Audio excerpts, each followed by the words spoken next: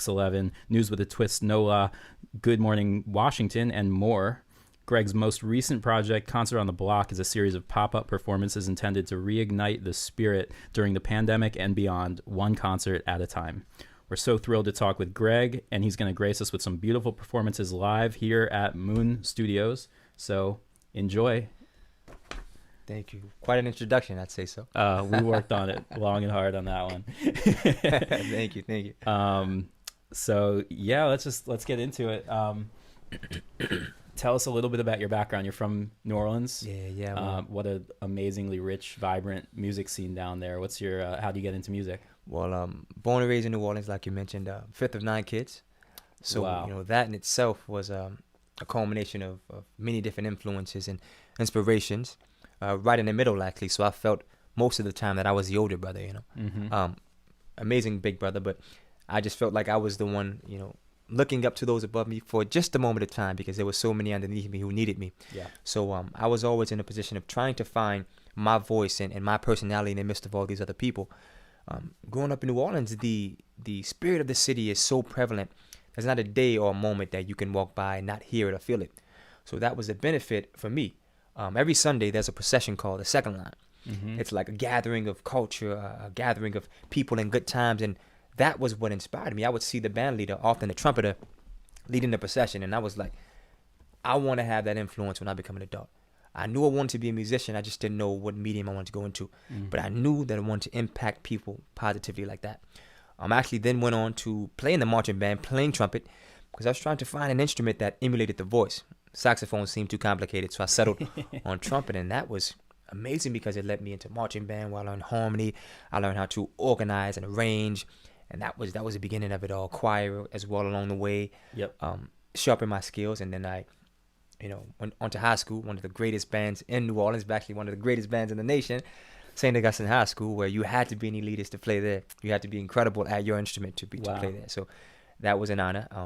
Hurricane Katrina comes. Wait, uproots me. but you started to joined the marching band before high school. Yeah, I played in my That's middle school not band. even an option here in the North. That's amazing. It's a middle school marching band. Oh yeah, I mean you That's start playing amazing. in like 5th or 6th grade, man. Like before that, Woo. actually,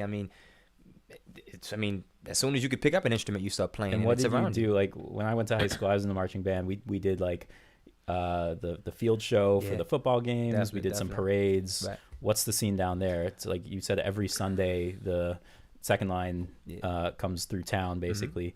What band is that? Or is it just a million of them that like local bands? You have tons of brass bands, almost one at every corner, and Yep. it's so beautiful to see how they coexist. Mhm. Because it'll be a group of musicians who most times play together, but then you have somebody jump in who's never played with them, but he knows the feeling and the vibe so well he can just jump in and jam. Yeah. And anybody, whether you have 2 spoons, a bucket, or whatever, you can jump in and jam with it. That's It's this awesome. big melting pot of music and culture. Cool. So that was a great inspiration for me. So and then you kept through that in high school. You Yeah. kept on with the trumpet, Right. marching band. Mhm. What else? What was next? Well, while in high school, I actually didn't get to finish at St. Aug because Hurricane Katrina came through when I was a junior in high school. So that uprooted me, and to be quite frank, I lost a bit of my motivation when it came to playing in a marching band. I guess reality set in, and we had to survive, and Yeah. playing music at that time just wasn't conducive for the emotions I was feeling. I just wasn't into that. I was just trying to find my way in this new world that was thrust at us. Yeah. So I ended up in Natchez, Mississippi, small town about like 70 miles outside New Orleans.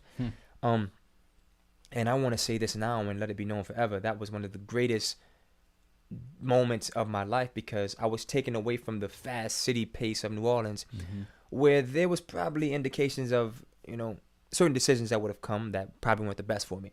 End up in a small town, don't know anybody, and I have a chance to start new. And the one thing that kept me sane in the midst of devastation, we lost our homes, we have no childhood photographs. The friends that I thought I'd see in a couple of weeks, like it always happened during hurricane season, some of them I've never seen again. Wow. So that was a reality that set in, and the music was the only thing that kept me focused. And actually, it created this insatiable desire to pour my heart out because I felt that in that way it wasn't judged and it was just received no matter what it was. So that was the catapulting stage for me. So put down the trumpet, and I put out my first mixtape at 16. Wow. Yeah, and it was amazing because I got my first taste of entrepreneurship. So I put out my mixtape. I was selling them for $5 each.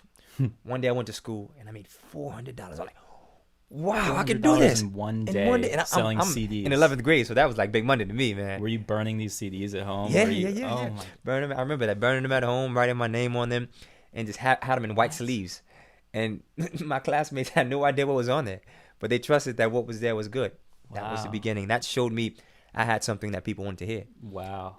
I then That's put out 20, 40, 80 CDs yeah. in a day. Yeah, Oh yeah, my yeah. goodness. I mean, from freshmen through seniors, the faculty and staff, everybody was supporting it. That's amazing. Yeah. So that showed me I had something that was tangible and that people wanted. Right. So from there, released one more mixtape. Ended up getting a full scholarship to Xavier University in New Orleans. Mm-hmm. I studied classical voice, out of Wow. all things. Wow. I didn't know that. Yeah, studied classical voice, and then I put out my first actual album, "The Time Is Now," in 2009, and Mm-hmm.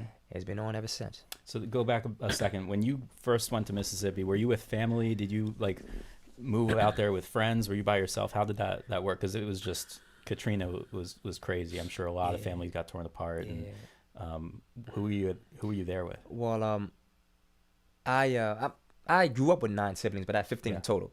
But in my household, it was 9 of us. For Katrina, we were all divided. It was actually myself, 2 younger brothers, and my mom. Okay. Everyone else were in different cities. Yep. Brother was in a Superdome. So we got into our, an Oldsmobile Sable, packed everything we could fit, and we drove about maybe 40 miles, and then the car overheated. So we were stranded there. In Mississippi or just somewhere halfway through in the middle? Halfway through in some town. And there were really devastating moments there. You saw things that you never forget. It was like people were in survival mode, Mm-hmm. Almost like Armageddon. So, we didn't know what would come of that. But my great uncle had come to get us, didn't have a cell phone. So he passed us by, went all the way back to Natchez, which was like an hour and a half away, called him on a payphone, told him exactly where we were. He had to write it down, came back and got us. So It was myself, my mom, 2 younger brothers. I sat on the back of the pickup truck. My 2 younger brothers and my mom sat in the front. We took everything we had, and we ended up going to Mississippi, where we were staying with some distant relatives. It was probably like 20 of us in a 2-bedroom apartment. Wow. On top of air mattresses, people on top of air mattresses. It was like insane. And watching it on TV almost felt as if we would never return. The part of the city they showed us was completely submerged, and it seemed as if New Orleans would never exist again. Right. So, and you would watch it from Mississippi and just think like, oh, there's no way we're going to go back there. Cry like, how could you take me away from, speaking to the entity bigger than all of us, how could you take me away from life? How could you rip this away from me? I mean, I thought I had life figured out, Mm-hmm. I knew what college I wanted to go to. Funny story, which I'll get back to. Knew what college I wanted to go to. I knew what I wanted to do, so I thought, and that was all ripped away. And I had to refocus and readjust at 16. Yep. And I'm grateful that I chose the better part of it, as opposed to the anger and the misery that can sometimes haunt people for the rest of their lives. Yeah, it's easy to get wrapped up in that and never get out of that cycle. Yeah, man, definitely. Well, good for you. How did the music scene in Mississippi compare? You went to Xavier. That's in Mississippi. That's in New Orleans. That's Actually. back in New Orleans. Yeah, Okay, I had to so get tell back us about home. that. Yeah. Was there nothing you were into happening over there? Or did it allow you the time to kind of like? Because obviously you were working on your own music while you were there and working on the mixtapes. How do you get into that? Was that with local friends that you made who were from there? Or was it reconnecting with other people? Tell us about how that came about. It was actually all new people. It was so amazing because there were 2 sides of the coin where wherever we went, coming from New Orleans, we were seen as refugees, and there was this bad stigma that followed us or preceded us rather, and that would often come with like rifts and fights and just unnecessary things. But they were people who were just so kind-hearted, and it taught me that you didn't have to be a blood relative with someone to build a brotherhood. That's where I first began to understand that, because there were guys who I would meet like in a cafeteria, and I was very resistant to talking to them because I'm like, you don't even know me. Why are you so kind to me? But I had to grow to understand that that's just how some people are placed in your life. I can't really even understand. Can you help me understand how someone could, like, everybody knows you're the kid coming in from New Orleans who just got, like, his family just got torn apart. life got ravaged, and they're just, I mean, was it racism? Was it like just out, like xenophobia? Just they're just looking at you like a foreigner. Like you're still from the South. It's not even like you're crossing the Mason-Dixon line. What people just didn't like that. They didn't like the kids coming in from New Orleans after such a massive tragedy. Here's a little bit of all of it actually.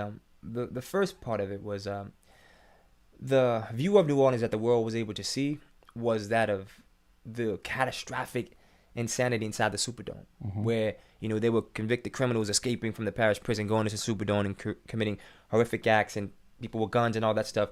And that's what the media was portraying. Right. So everybody thought that everyone who was associated with New Orleans and surrounding area was coming with that type of attitude. So people, I guess, in their mind were just protecting what is theirs. I guess that's how you put it. But it was very volatile moments. I remember another aspect of it is my mom was too overqualified to find a job in Natchez. So she had to get a job about 30 miles away. So overqualified.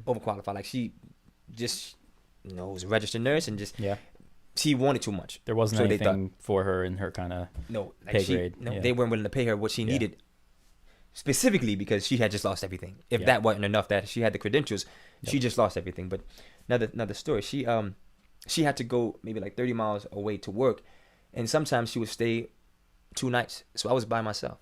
I was living alone at 16 and 17 for the most part, because my mom had to work elsewhere.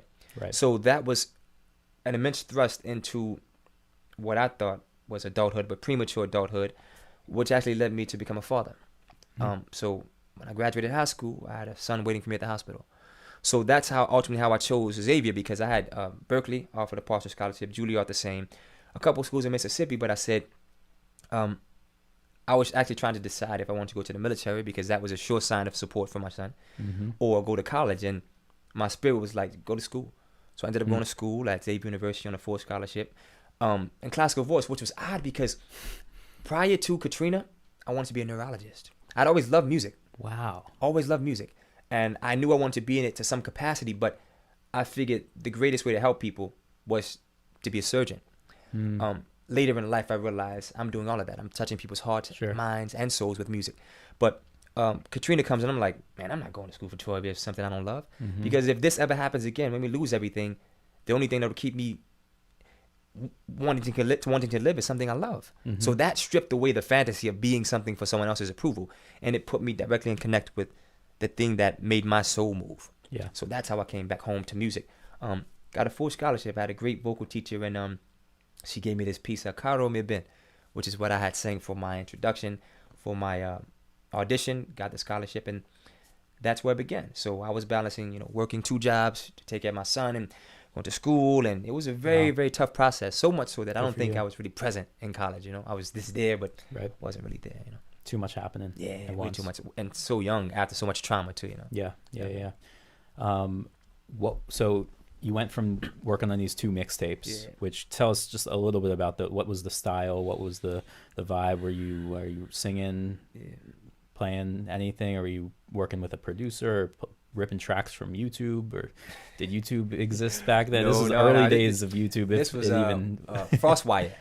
What? Frostwire in Lime something? LimeWire. Yeah. So we would go on LimeWire and rip all the instrumentals from all the songs that were out. So it was like not out, but maybe like things from like the late 90s, early 2000s. So I just ripped as many MP3s of these tracks that I could. Yeah. And I had written original lyrics to all of them. Because they had the instrumentals on there. This is like peer-to-peer file sharing. This is a very early, post-Napster, but same concept. Yeah. Right. So I was on Kazaa. I was on Kazaa. Yeah, Kazaa came a little bit. Yeah, definitely. So we would. The crazy thing is that. And you just made new versions of the songs that were like on the radio. Yeah, absolutely.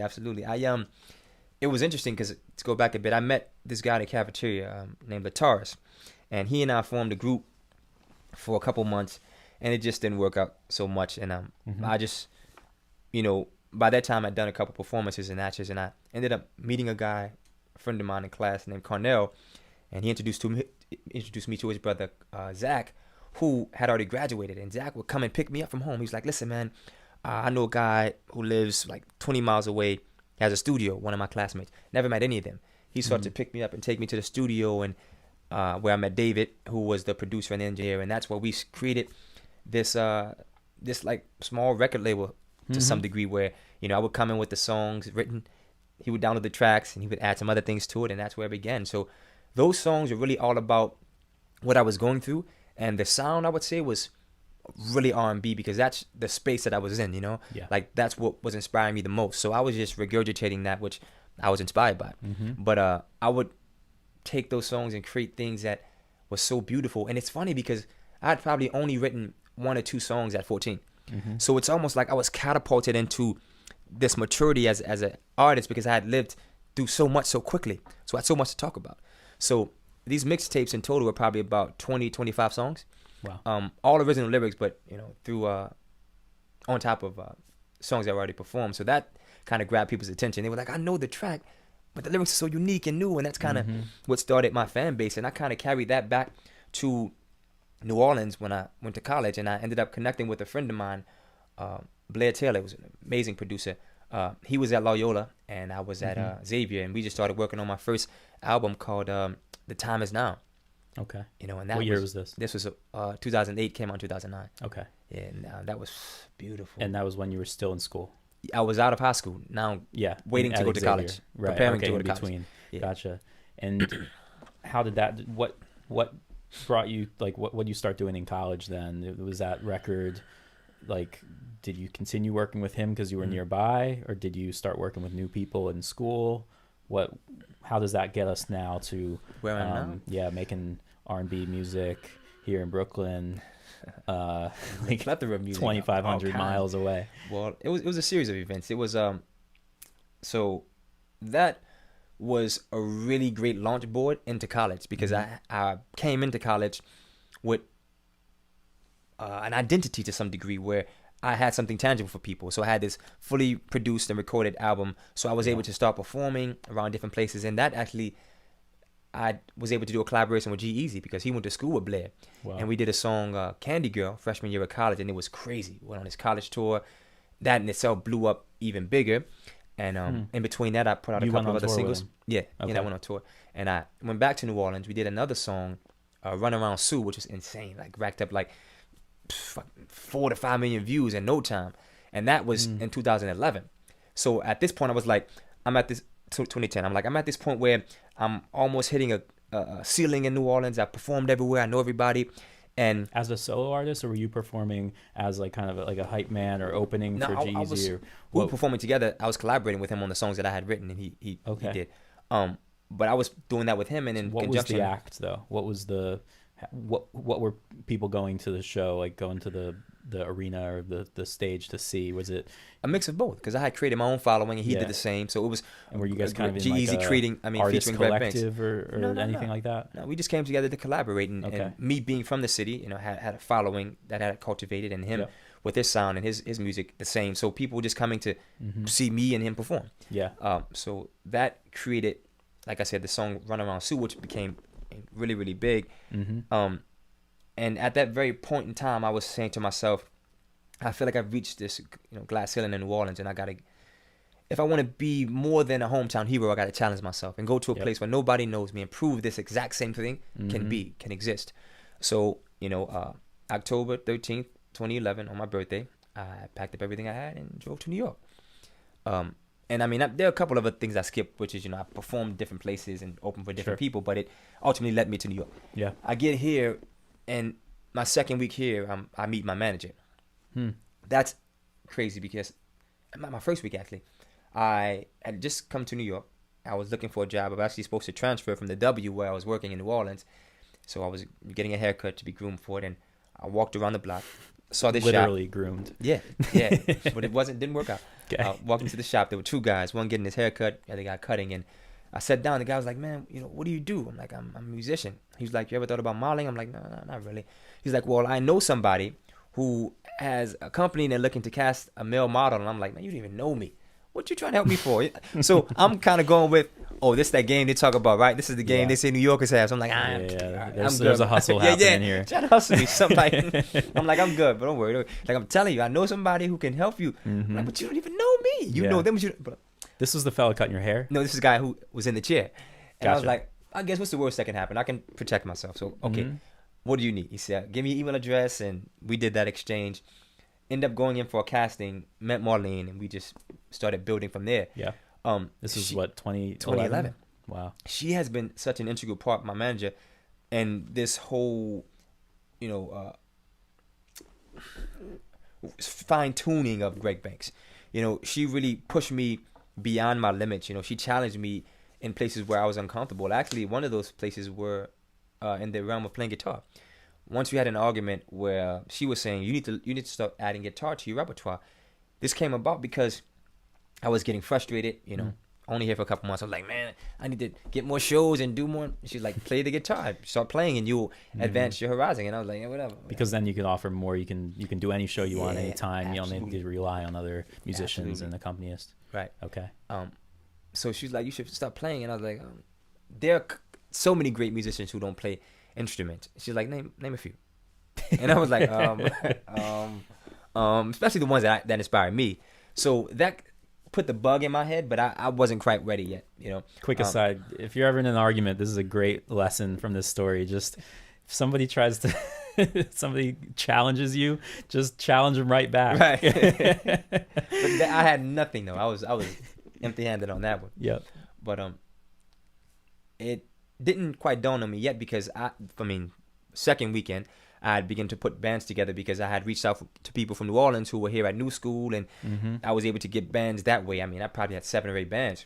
So I started, going to New School. 7 or 8 bands. Yeah, man. Just different people, groups of people Yeah. for different scenes and different types of shows you were doing. Not necessarily. They changed because it didn't happen fast enough for some people, or they weren't getting paid enough money, or they weren't getting paid any money, or they had other gigs that were paying them better. Oh, or okay, they so it was more like over time. It was like over an time. evolution. Yeah, of, evolution okay. of people. Gotcha, Yes. gotcha. So because of that, I didn't necessarily feel the need to play right away. I was a band leader, and I was cultivating and orchestrating this sound, and through that, I began to experiment, knew it, but didn't experiment with it, with funk, with alternative rock, blues.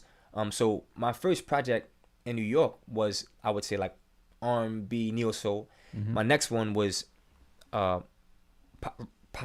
Next one was like R&B, neo soul, pop, alternative rock, and then it became a culmination of all of that because of time. Yep. Time gave me the opportunity to advance through experimentation, try different things, and see what works for me. Come outside of the bubble that I had put myself in as an artist, because I figured that was the surefire way to become successful. Yeah. Time actually had something different for me. It didn't happen when I thought it would, so I had to continue to grow. And for me, my philosophy was continue to grow so you can be undeniable. So that's been it. Later on in life, in the journey rather, should I say, guitar became more prominent because I got tired of waiting for people. There were times where I'd be doing a certain gig, and the musician would think, because I'm doing a certain gig, probably television, I'm making more money than I've been paying him or her, so they wanted more. Sometimes they demanded it at the last moment, and I was cornered. So it's like, you know what? I'm no longer giving anybody that kind of power over my destiny. I'm taking it back. And I started to practice. Yep. And that's, what happens. It's amazing how those kind of like real experiences can form the things that are so integral to your creative life. But it's so natural, when you have an experience like that, it's going to change you. It's going to give you energy and power and a will to do something like that, like to pick up an instrument, because what else in your musical life is going to push you that hard than getting fucked over by someone,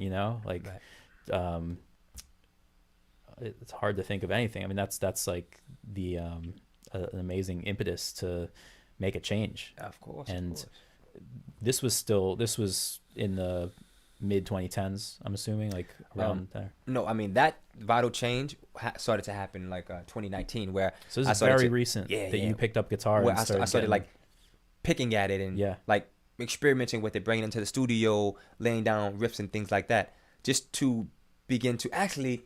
I'm not telling the truth. I had a show once. I was scouted on the street on the train once by Crystal at Fox 5. She had a segment called "What Are You Wearing," and ended up, going on to Fox 5, and it was a segment after Empire. So I ended up getting a performance slot. It was about style, but I'm a musician. She so scouted me too. I turned her down though. I said, "Go find Greg Banks. He's way better dressed than I am." This is Crystal Fox is her name. Crystal Fox. Okay. I ended up. I think that's her name. Pardon me if I forgot your name. So. We'll fact check you later. Yeah. So she scouted me for style, and we pushed. He's a musician, so that ended up working out, and I got this beautiful slot on Fox 5 just after Empire, and I had been practicing maybe for like a month. I was nervous as shit. I was so brand new. I didn't even have a pickup in my acoustic guitar. That's how brand new I was. I was like, I don't know what the hell I was doing. You might need that. Man, I had no idea. If I just play loud enough. I was sweating bricks. So we get this segment, and my shirt is blinged out, like the light shining on. I'm like, man, I look good. I gotta play good. This isn't on the street. This is in the studio. This is in Fox 5 studio. Yeah. This is like 2016, maybe 2017. Okay. So I sit there, and the song I played is an original song called Lifetime, 2 chords. And I was just strumming away, and I was so nervous. I was like, please get it right. I probably messed up once or twice, but before I went on, there was a member of my band. I won't name the person, but he said you should let the other guitarists play it. Mm-hmm. Don't do it. And I was like, I'm gonna do it. The worst that is gonna happen is me not doing it. Nothing else about this is gonna be bad. Whatever I do wrong, I'll learn from, and I'll do better next time. Yep. The worst that will happen is me not taking advantage of this opportunity and not doing it. And that's the truth, man. Yeah, man. And that was twofold. On one hand, I never want to be that unprepared again, so I really started to take it serious.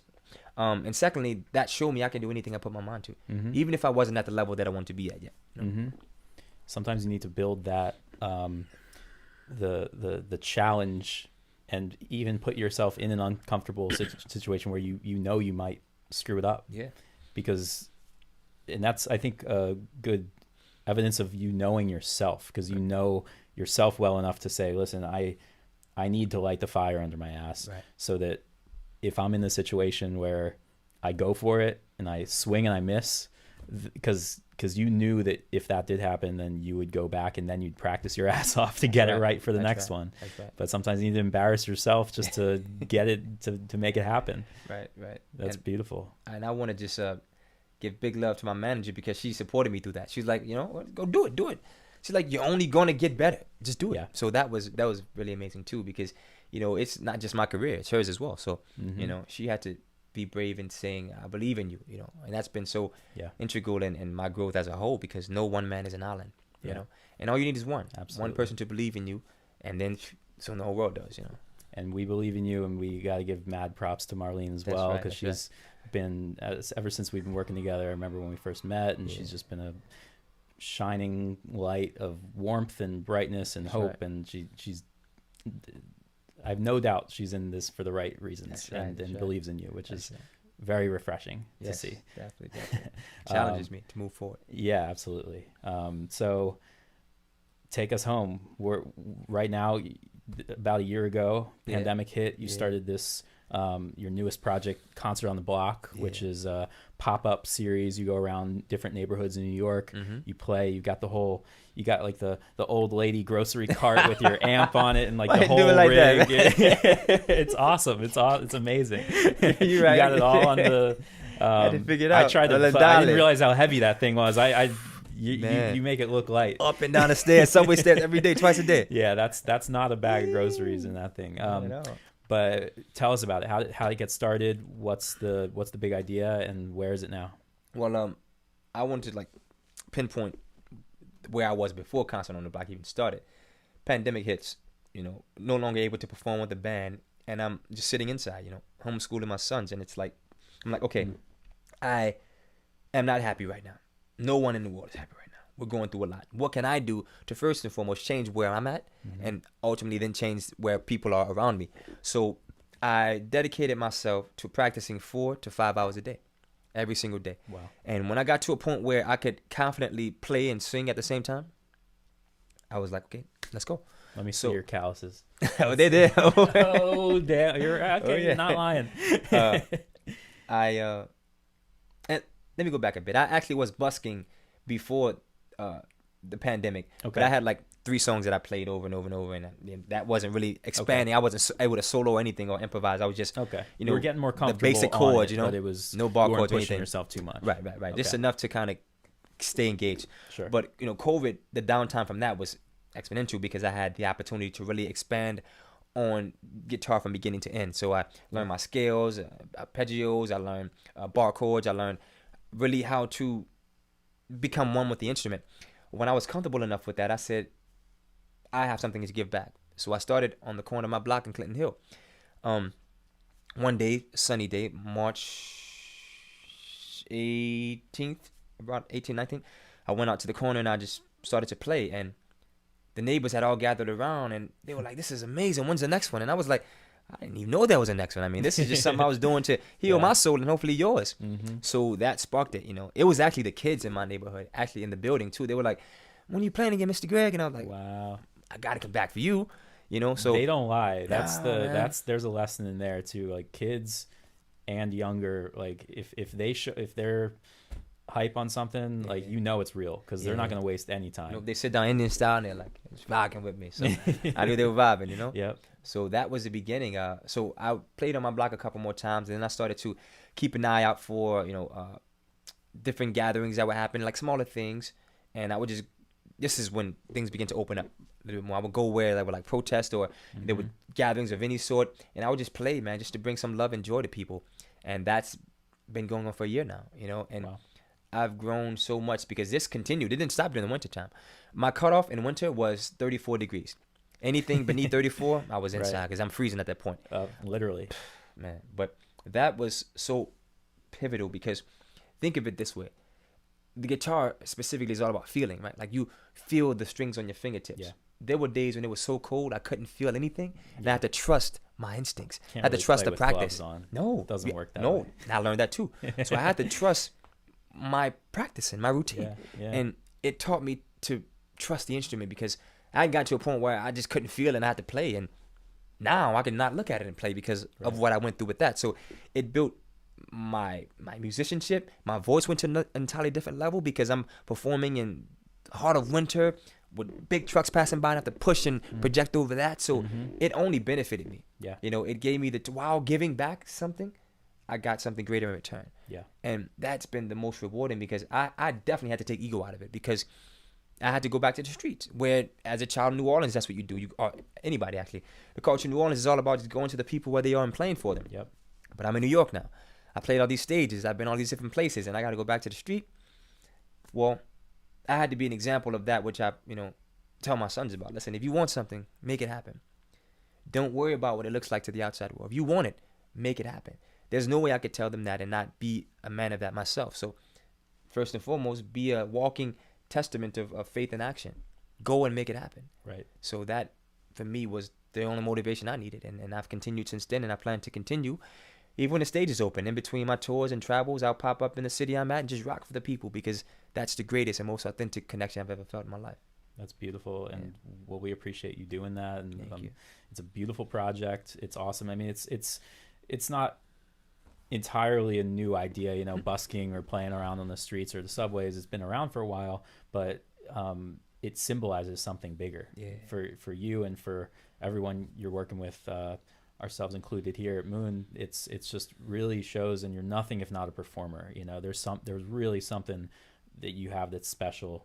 That's I think, looking as an outsider, it's just like it sounds so natural to me that the style of your performance and your vocal style really comes from that tradition from way back in New Orleans, from Concert on the Block, that you're performing in front of people. Yeah. You're so far from, like, now everybody's doing so much music in front of their computer screens, and that's necessary, and there's something beautiful from that too, because it's a different tradition, it's a different thing altogether, but you have this organic connection with humanity and with your audience, and that's something that's it's getting a little lost these days. So it's like really cool to see that. And on that note, we're gonna waste no more time. We're gonna go into some performances. We'll be back in 2 minutes with Greg Banks. What are you gonna play for us?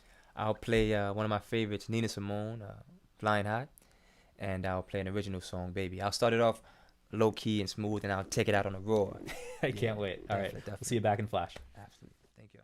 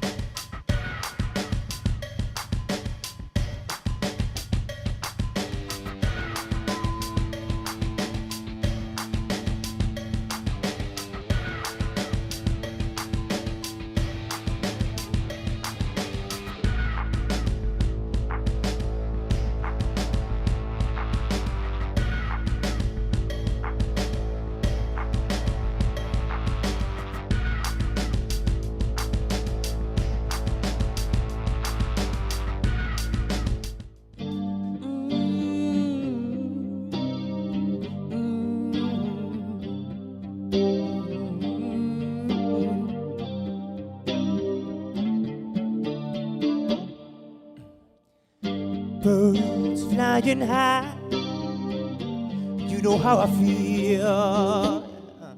Sun in the sky. You know how I feel, yeah. Breeze drifting on by.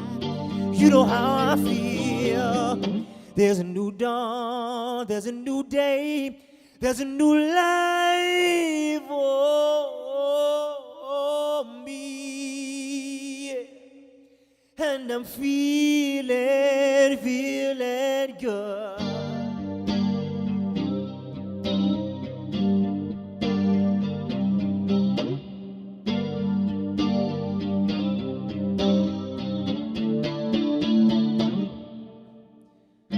Fish in the sea, you know how I feel. River running free, you know how I feel. Yeah. Plains on the dream, you know how I feel. There's a new dawn, there's a new day, there's a new life for me, yeah. And I'm feeling good.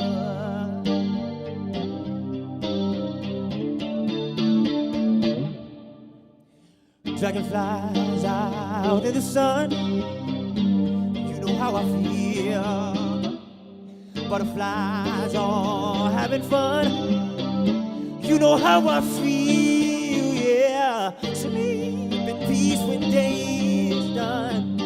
You know how I feel. In this old world, there's a new world and a bolder world for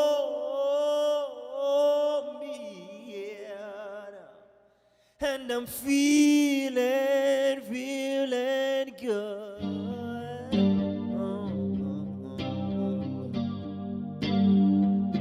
I'm feeling good.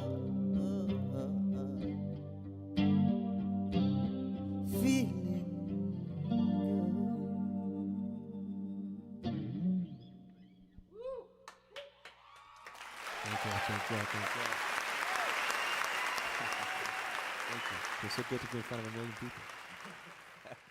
The next song I play for you all is an original composition titled Baby.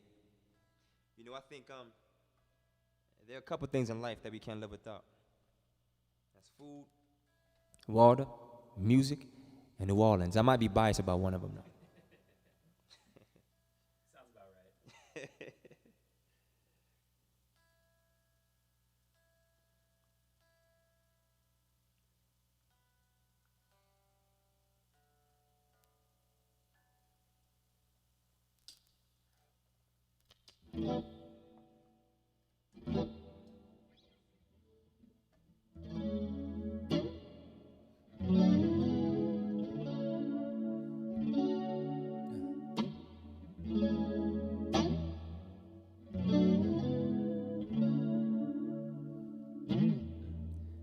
Hey, baby, I'm so grateful you chose to be mine.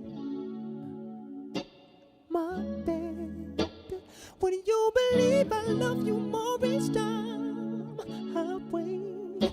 Oh, baby, babe, I cry sometimes because I'm overjoyed. Ooh, that you, baby, baby, loves me for me, brings me so much joy. Girl, the sun rises for you daily, stars they shine for you, the birds they sing your name, the flowers wait to bloom. You're my lover, you're my best friend, you're my team's #1 fan. Let the whole world know, baby, I'm your man. I love you, I do, so happy with you, don't need nothing else.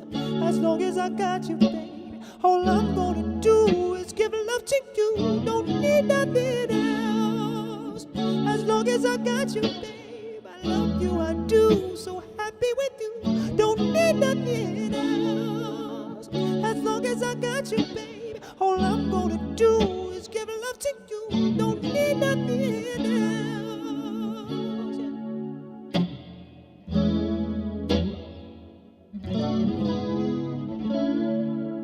Yeah.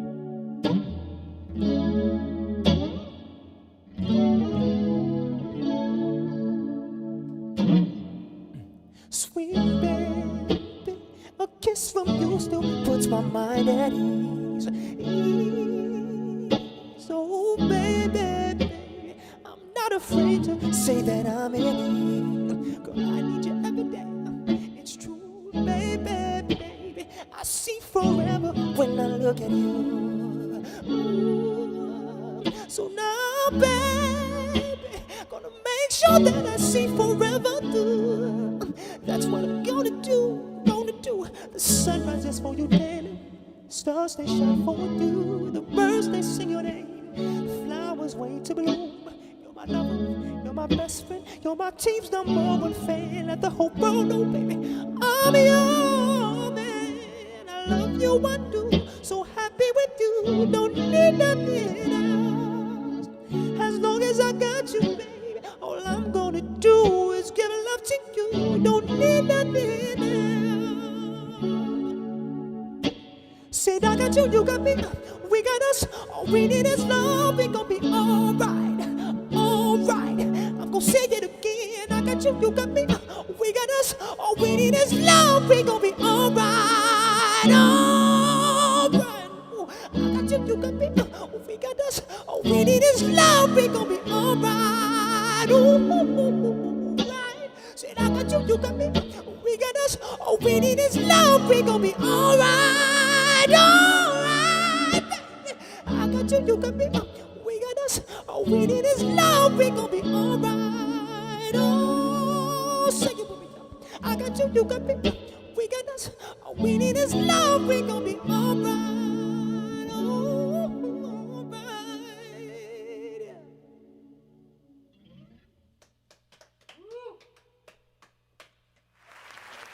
Yeah. Stay tuned for more with Greg Banks.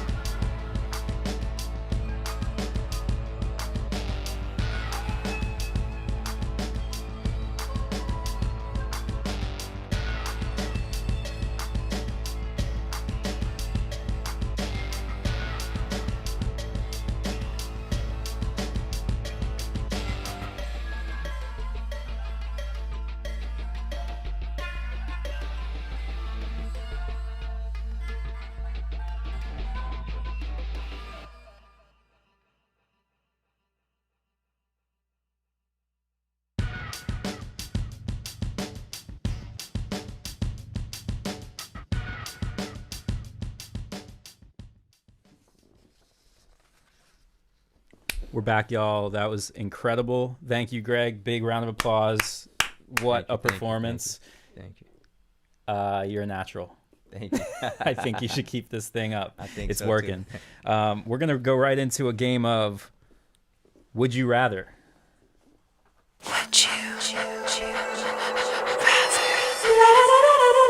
Would you rather? Do you know how this game works? I think I've seen something similar on the Disney Channel. So I may What be a there. subtle shade throw that is. No. I'm just saying. I mean, I've seen like. Well, you've got kids, so I take it back. Yeah, you know, you have like- a reason to watch the Disney Channel. What on the Disney? There's like a whole show about this. Yeah, it's like where they do stupid pranks. You know, like would you, for example, rather be thrown in a pool of slime or kiss a giraffe, something like that. You know, some How stuff like did that. he get the questions? You told him the questions? We have the pit of slime in the booth waiting for you. Wow. I can't believe you knew that. No, that's okay. So that's like that's taking it to the next level. We Yeah, don't have that kind of budget, so we're gonna have to use our imagination. All right. But we our awesome friend and Moon cohort Jake gave us some amazing Would You Rather New Orleans themed questions. Okay, nice. Think you might know a thing or two about Yes. this, so we're gonna get right into it. Question number 1: Would you rather be stuck in traffic with your neighbor for 24 hours or eat 15 oyster shells, just the shells? Traffic all day, Okay, literally all day. I think so. Yeah. How can you eat an oyster shell? You won't have any Even teeth the- when it's done. Have you ever tried? No, Yeah. I can barely make it through the oyster inside the shell. You're not a fan? Not at all. It's pretty slimy. Very. Yeah. Hot Not for sauce a everyone. little bit better, but not. No offense, I just not my thing. I've never put hot sauce in an oyster. That's the way, man. Yeah. If there is a way. I've used the little there's some like vinegar stuff they have over Hot there. sauce is to go. Hot sauce. What's your favorite hot sauce? This is not a would you rather Tabasco. question. Really? Yeah. Tabasco. Man. Yeah. I thought you would have said diamond, because I'm sorry, crystal, not diamond. Crystal's the New Orleans, right? Yeah, but I just like Tabasco. Not your man. style. Tabasco. I like Tabasco. That's a little more like southwestern style. That's Yeah, cool. I like the kick in that. Yeah. I really like Tabasco in Chipotle burrito bowls. I gotta say, like, there's something. The Tabasco, they have the product placement in the Chipotles, Yeah. and it is real good. Yeah, it's Yeah. like smoky, nice kick. You know, not too Mhm. much though. Not like Mhm. habanero, but tolerable. Oh, habaneros, that's insane. Yeah. Okay, Good number taco. 2. Would you rather get matching fleur-de-lis ass tattoos with Lil Wayne or Drew Brees? And he put in parentheses, like on a date. Wow, Not- that's a big one. I would say I just think, Wayne got the swag. He'd go in one room and I go in the other room. Mhm. Two different course. artists at two different times, but that if that were a thing, that'd be the way to go. Yeah. Definitely. More, Yeah. You get More Wayne's connection, Wayne's groove. He got the stage. sure. Definitely, Yeah, I feel that. Ooh, this one's not quite. This isn't just New Orleans themed. This is just everything themed, but this is a deep one. Would you rather break someone else's heart or get your heart broken? I'd rather get my heart broken at this point in my life. I don't doubt that. I mean, who's gonna say they want to break somebody else's heart? I would have said that if you asked me a couple years ago. Really? It just depends on when you ask me. That's all. You But got me at the even right if you time. felt that way, would you have said it? Yeah, because I mean that's yeah. I mean there's reasons why I could say it at this point, but I think that if you feel that way, that's okay. Like I want to break someone's heart. I don't want mine. That's cool too. I'm just That's not at that point Pretty anymore. crude. But Nah, it's real. okay. Maybe there are some people out there who would say that. Yeah, All right. definitely. That's gonna be my Because there's no guilt first on my date behalf. question if for my now heart on. is broken, there's no guilt. I've done my best. Sure. I can move on with that. Yeah. Good on you. Number 4. Would you rather play at a large or small venue? Large. Large. Yeah, I would rather. Yeah, because I can fit that many more beautiful, amazing people in there Yep. who can feel the experience. Yeah. Yeah. Reach more hearts and That's souls. right. That's right. That's nothing wrong with that. Number 5. Would you rather get abducted by alien life and return home an invariably changed person, or get second-degree burns from a 4,000-foot water slide? I'd rather take the water slide because the burns will heal. But if I came back someone other than me, my purpose wouldn't be fulfilled. Nope. So, burns, come on. Yeah, that's just surface level. Yeah, man. Your soul is intact. That's right. Okay. Would you rather? There's a certain space theme here. Most of them are actually not New Orleans themed like I thought they would be, but it's okay. We're still down with the space. Okay. Would you rather go to Mars and never return to Earth, or go blind? I've been to Mars before, so it'd be nothing to go back. Okay. They know you there? They know me. They know me well. You know the spots. Venus is my place, though. Would you rather do a concert on the block in Williamsburg or Soho? Man, this is so biased. I'd rather do it on blast in right now. WoHo. In WoHo? What the hell is that? In between both. WoHo. We're not get. Can we get a wrong answer, please? Soho. Soho. Yeah. Okay, fair enough. Wow. Why you got to do Williamsburg like that? Because I just finished in Williamsburg.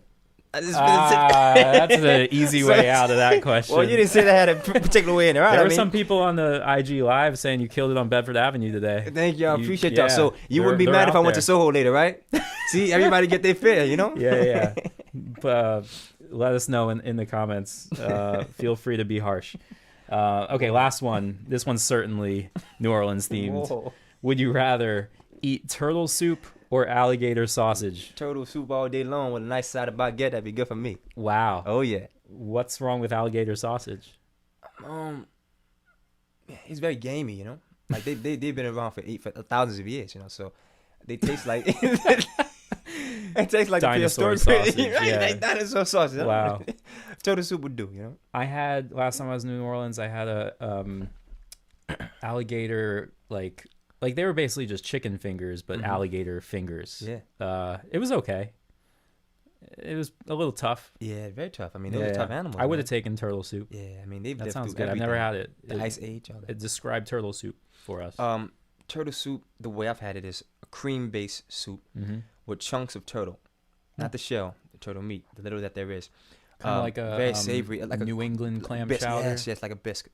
Gotcha. Chowder soup. Yep, definitely. That sounds pretty good. Very good. I loved it. And you dip The baguette inside. the baguette. Yeah. Wow. Yeah, very good, very good. That's it for Would You Rather. But what's your take on the what's the donut? The beignet? Beignet. Yeah, you like them? I do. Funny story. When in college, friends of mine who I'd made, they would want to go to Cafe Du Monde all dressed up. I'm like, don't do that. Yep. Please don't go dressed up. Oh, because that's what the old folks down there do. No. Like that's like you're gonna a get thing. dirty. So you're gonna go there, and you're gonna get your I've clothes all definitely messed seen up. some people real like roughly dresses and like tuxes there, but maybe they were just taking some wedding shots or something. Because Yeah. there's no way you're not gonna get the powdered sugar all over you. Yeah, and that's the best no. part about it. I mean, I like to throw it all on myself. Extra powdered Get all sugar. in there, yeah. You can't even finish it all, but you just want it all on there. Yeah, the powdered sugar is really anything. I would eat a alligator sausage with powdered sugar on it because you just taste the powdered sugar. It's so good. Maybe not alligator sausage, but I could throw it on some other things. But there's actually a new glazed beignet. There's a donut shop in New Orleans that actually put those out. I had one for the first time when I was home visiting about a month ago, and I actually liked it. Not anything on the original. No. Just the original was fresh out the grease. It's nice and warm and fluffy, but it's a good alternative. If you don't have time to wait at Cafe Du Monde, pick up some glazed ones. You're good to go. Okay. Yeah, the line is long. Yeah, I remember that. But and we they waited sell it out. But the glazed ones are they're ready to go. Ready to go. I was going to say that too. And the beautiful thing about Cafe Du Monde, it's like one of the oldest standing markets in America, and they sell hot chocolate, orange juice, cafe au lait, which is made with chicory, not actual coffee seed, and drip coffee. That's it. And beignets, and they are killing the game. They know what they sell. They know their market. Yep. And that's it. Yep. Beautiful. Yeah, I liked it there. Yeah, man. Do you have any spots for the chicory coffee up here? Do you like that? I do like it actually. I can only ever get it if I buy it in the Cafe Du Monde can. They don't sell it here. I actually didn't know that it wasn't imported. coffee though. it's Yeah, I didn't know a either. I root. thought it was Yeah. just flavored, like Yeah. like like they put a little cinnamon in there or something. But Yeah. it's actually a completely different absolutely thing. totally different. And Hmm. that just further proves the innovation of people and how we make the most of what we have access to. I mean, the whole of New Orleans is built upon resourcefulness. Mm-hmm. The food, the music. It's just true from the heart. Yeah. Yeah, man. Use what you got Yeah, Use to make it what you want to its of course. fullest extent Yeah, that's right. and make it work. That's right. I love that. That's right, man. Very genuine, very authentic. Oh yeah, definitely. That's what I love about it. I can't wait to go back down there. Definitely. I know my place. I know my way around that too. So if I were there with you, man, I could show you where to go. Who to know, not to know. Go this way, not that way. It's cool. It's cool. Let's go. I'm down. We're gonna do things a little differently this week. We're gonna go straight into our animal fact of the week right now. So, Animal fact of the week. quick on the draw, Ryan. Good work. This is a segment that's brought to us by the good folks at Drunk Planet Earth. You can follow them at Drunk Planet Earth. They have great animal facts, stories, trivia every day on Instagram, and they do a Twitch show where they watch Planet Earth, and they drink, and it's a lot of fun. So Nice. Check that out. this is in the form of a question. Okay. We're going to ask you, and do your best. We will tell you the answer. We'll tell you whether you got it right or wrong. Cool. Sounds good. I have a good feeling about this one. All right, I'm ready. Which animal has the strongest recorded bite force in the world? Multiple choice. No multiple Cheetah. choice. It's a good guess, but it's not. Wow. I'll give you a hint. Okay. Are you ready? Yeah. It's reptilian. Snake. No. Oh, I know. Komodo dragon. No. Oh, I don't know that. It is the saltwater crocodile. Wow. Yeah. Why did I think of that? Wow. That thing will get you. Yeah. Those are in Australia, right? And Africa as I well, I believe. Thought they would be in New Orleans. I have no idea. No. They're- In New Orleans, they live in that makes swamps. sense. They're swamps. Well, yeah, it's Yeah. freshwater. Yeah. Yep. And the alligators in New Orleans. No crocodiles. Mm-mm. Oh, okay. Yeah. I did not know that. Yeah. Well, I wouldn't want to get bitten by one of those either, though. No, but I gotta tell you, the crocodiles, it's like they that's could. a whole different beast. Yeah, I mean, they could be in the ocean with you. Like They're you know? bigger. Yeah. They're bigger than the alligators, right? Their bites are more. I mean, they could be longer than them. Yeah, they can be. Okay. They can be. Yeah. I have no idea, but Bigger mouths. here's the fact: the saltwater crocodile, at 3,690 pounds per square inch, Jesus. has the strongest recorded bite force in the world. To put that into perspective, the bite force of a Rottweiler is only 328 pounds per square inch. Do the math on that. That's like 10 times. Yeah, man. Woo. Gave me the shivers thinking about that. Jeez. Mm-hmm. Watch your fingers. That's it for our segments. We're really excited to go into our last performance section with Greg Banks. What are you going to play with for us? Well, I'm going to close it out with some Tennessee whiskey and another original Hard Times. Amazing. Yeah. All right. We'll be back in just a second. Stay tuned and Tennessee whiskey. go to the YouTube. We'll see you there.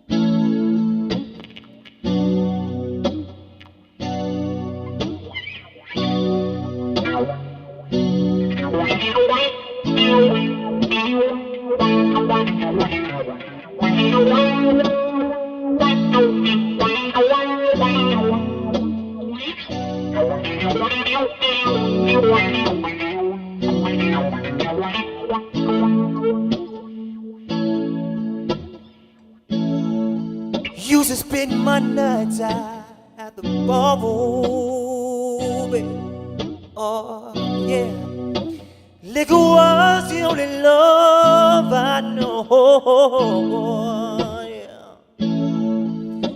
Then you rescued me from reaching for the bottom, brought me back, baby, being too far gone. You're as smooth as Tennessee whiskey. You're as sweet as strawberry wine. You're as warm, baby. Sugar, I stay stoned on your love, and I play my guitar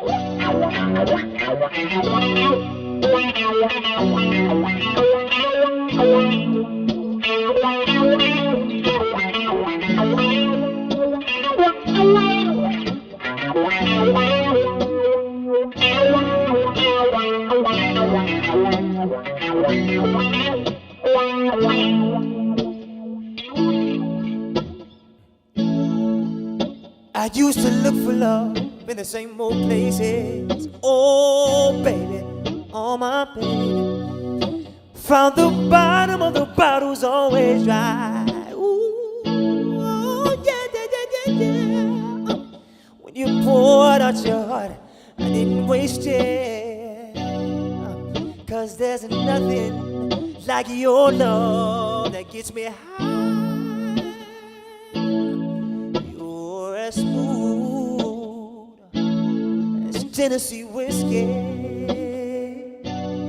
You're as sweet as strawberry wine. You're as warm, baby. I say stone on your love, stone on your love. Can I play my guitar now?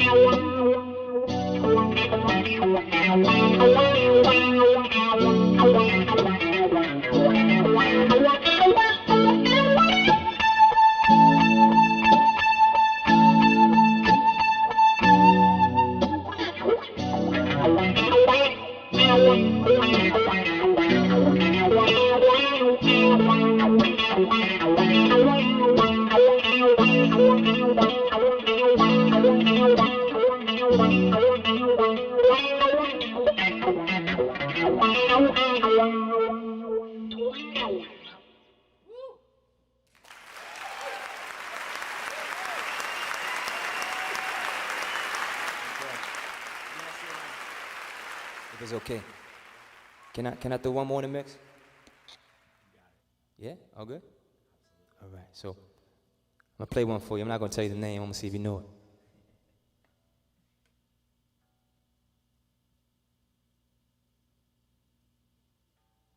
You know, when you're playing live, you don't have a sound check. You gotta tune up between every song. That's right. I mean, that's the real deal.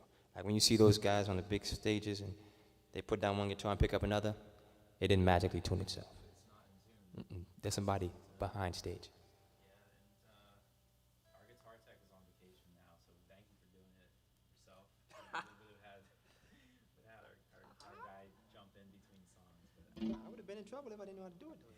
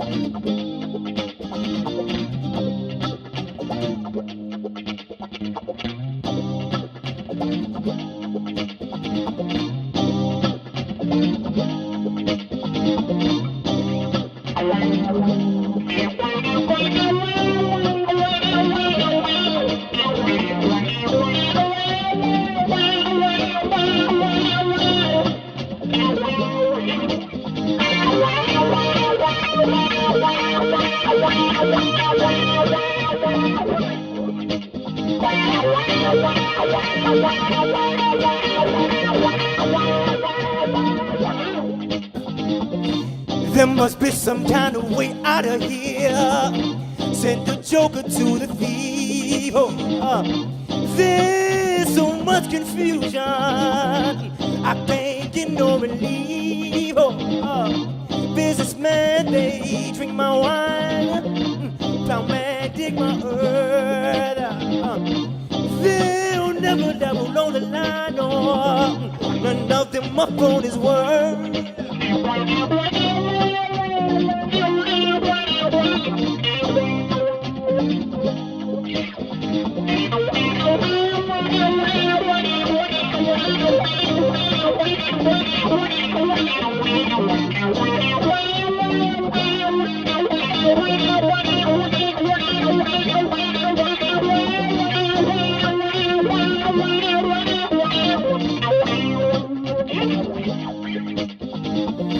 No reason to get excited.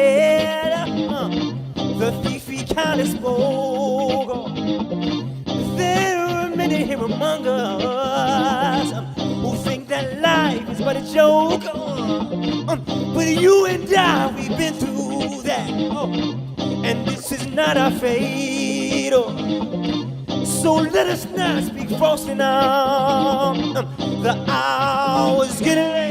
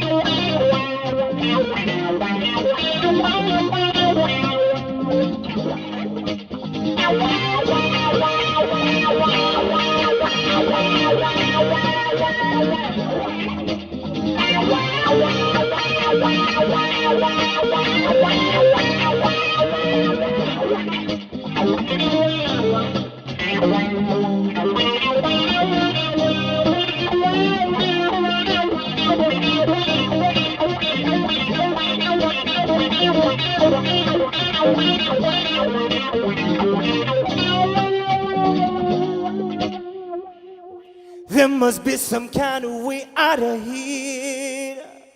Said the joke to the thief.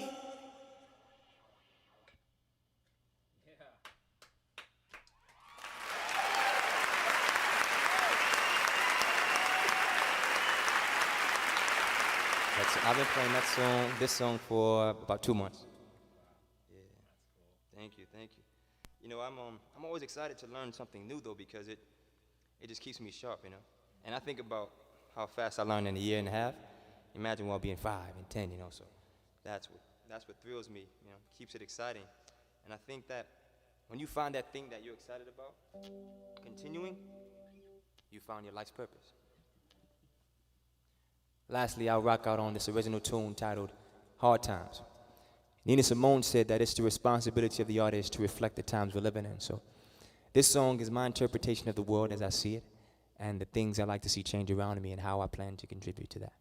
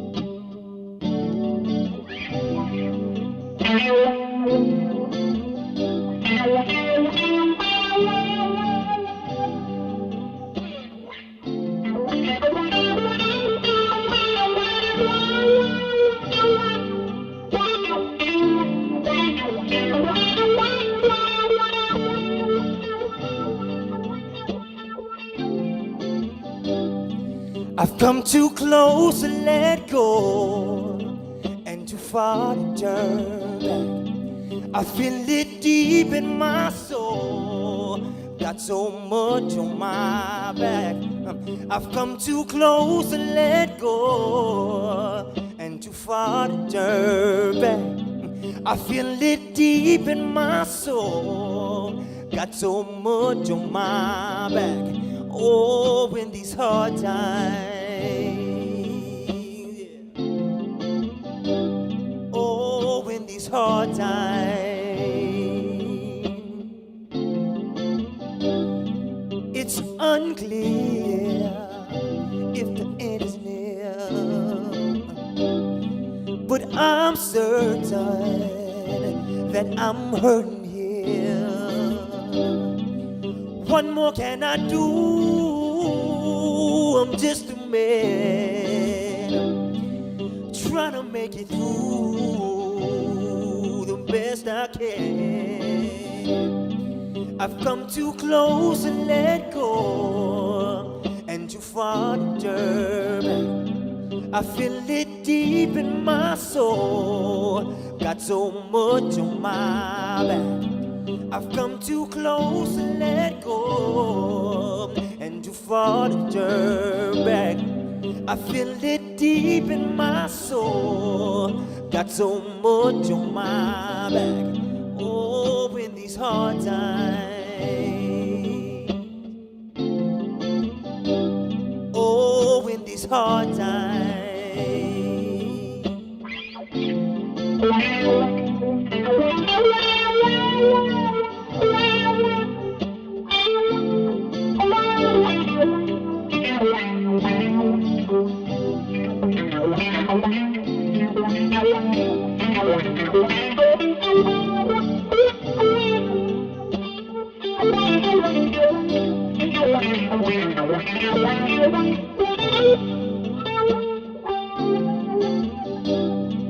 It's unclear where we go from here,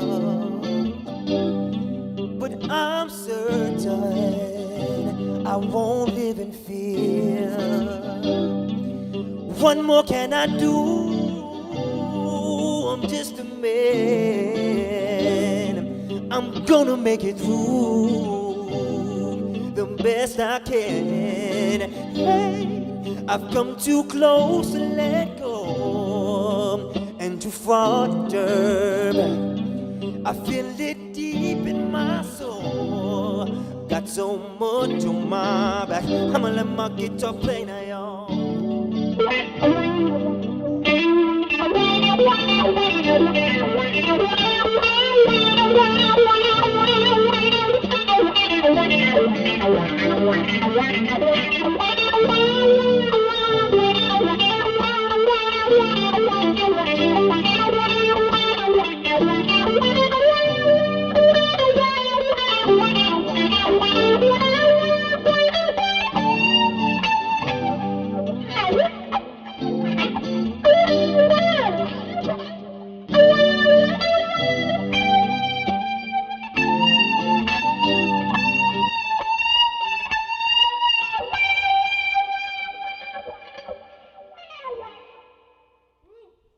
Thank you. Thank you so much.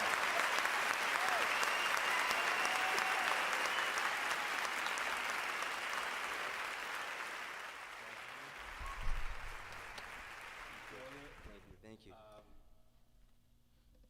Let me just lower this stand about 2 feet real quick.